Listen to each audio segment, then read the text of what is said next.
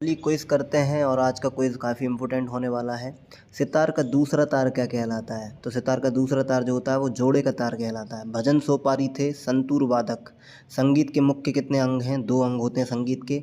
रोशन खां किस घराने के कलाकार हैं? तो ये हैं दिल्ली घराने के। संचारी वर्ण कितने होते हैं?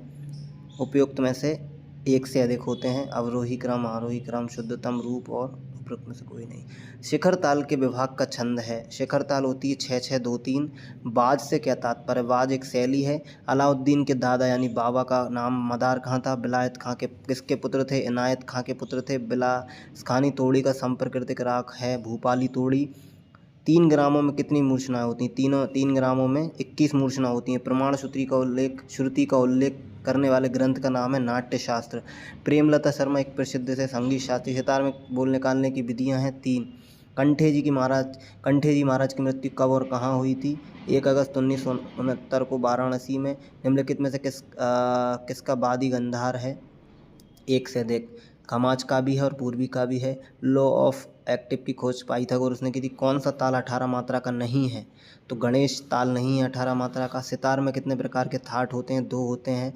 वर्ण की नियमित रचना अथवा विशिष्ट स्वर को कहते हैं अलंकार। स्वर कितने प्रकार के होते हैं? 2 होते हैं, आपको पता ही है। दक्षिणी सप्तक से अधिक कितने थाटों की रचना हो सकती है? 72।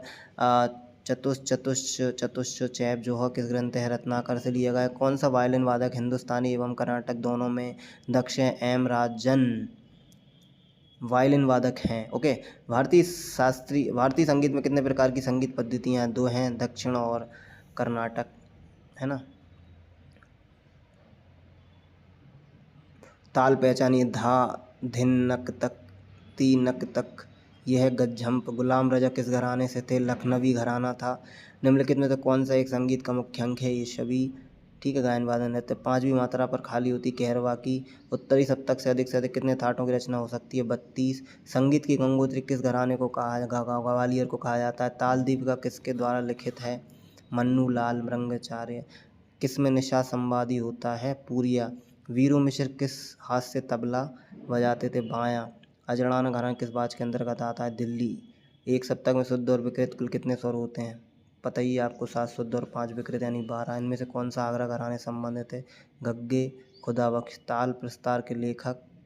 टिप्पू भोपाल। ताल दीपिका कितने भाग हैं? 4। जाति गायन का समय काल था भरत काल। विकास स्वर के कितने स्वरूप होते हैं? 2।